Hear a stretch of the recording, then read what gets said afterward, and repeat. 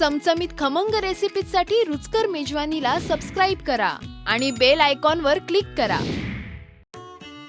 आज मी तुम्हाला एक म्हैसूरची खास रेसिपी दाखवणार आहे, बिसी भेळी भात. सुरुवात करूया. आपल्याला काय करायचं आहे, एक त्या भाताचा एक स्पेशली मसाला असतो तो बनवायचा आहे.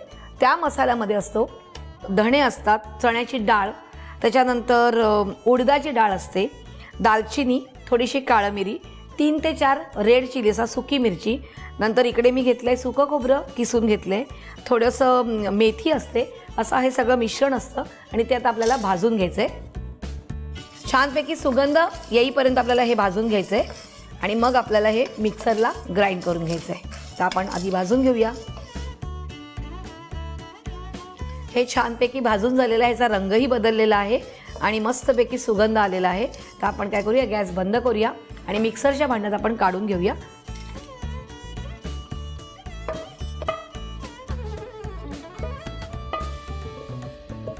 आता आपण हे मिक्सरला लावून घेऊया.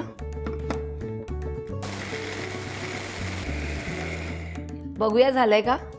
येस, पावडर झालेली आहे. आता आपण हे एका बाउलमध्ये काढून घेऊया. आपण मसाला काढून घेतलेला आहे.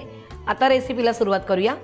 गॅस पुन्हा सुरू करूया आणि इथे आपण घेतोय 4 टेबलस्पून तेल, कारण त्या सगळ्या भाताला व्यवस्थित लागलं गेलं पाहिजे. तेल गरम होऊन द्यायचंय आणि इथे ऑलरेडी आपण भात शिजून घ्यायचंय आणि नेहमी शिजवतो त्याच्यापेक्षा थोडासा नरम करायचा आहे भात.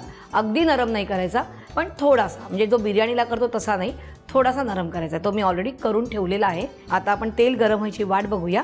तेल गरम झालेलं आहे. आता ह्यात आपण घालूया 1 टीस्पून राई,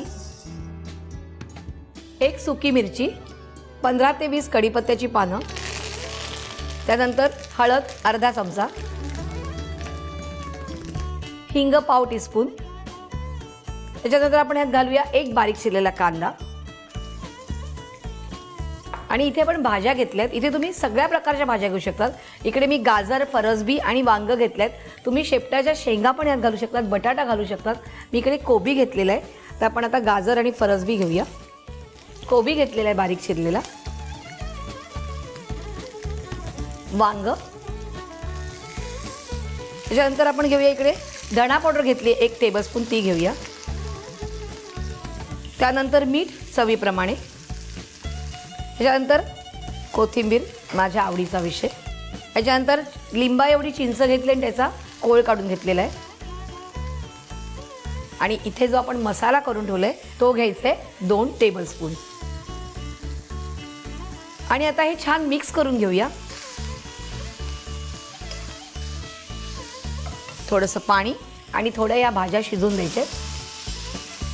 ही प्रत्येकाची पद्धत करण्याची वेगळी असते. अगदी म्हणजे कुकरला अगदी नरम भात करून तो नंतर ह्याच्यामध्ये तो मिक्स करतात, पण आपण थोडासा दिसणारा राईस ठेवायचा आहे.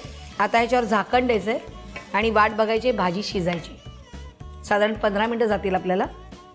झाकण देऊया आणि भाजी शिजेपर्यंत वाट बघूया. बघूया वांग शिजलंय का? वांग शिजलेलं आहे. आता आपण यात भात घालूया.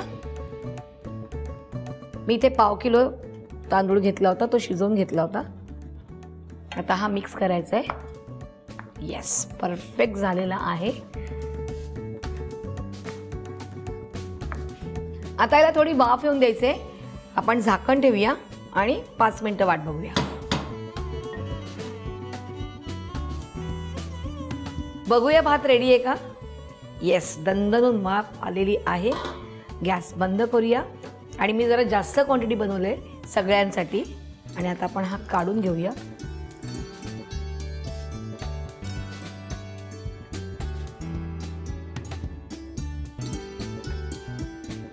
गरमागरम बिसी भेळी भात तयार आहे.